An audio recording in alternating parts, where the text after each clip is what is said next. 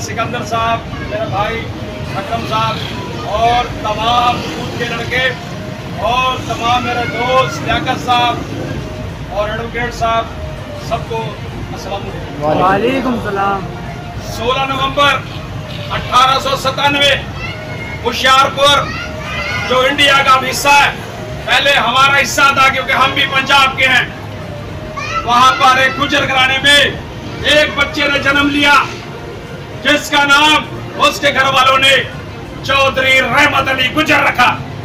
उस बच्चे ने ऐसा कारनामा अंजाम दिया, उस बच्चे ने ऐसा कारनामा अंजाम दिया कि पाकिस्तान का नाम तख्लीक किया। और जो आज पाकिस्तान का नाम है वो हमारे नेशनल हीरो चौधरी रहमत अली गुजर साहब ने रखा था।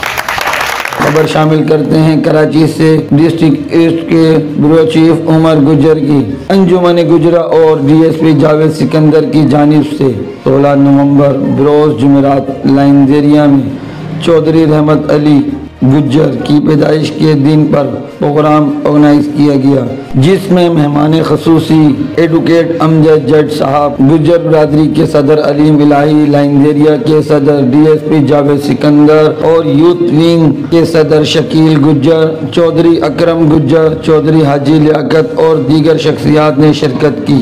रिपोर्ट ब्यूरो चीफ उमर गुजर, स्टार पाकिस्तान न्यूज़ कराची। एक दूसरे के साथ रख लें ऐसे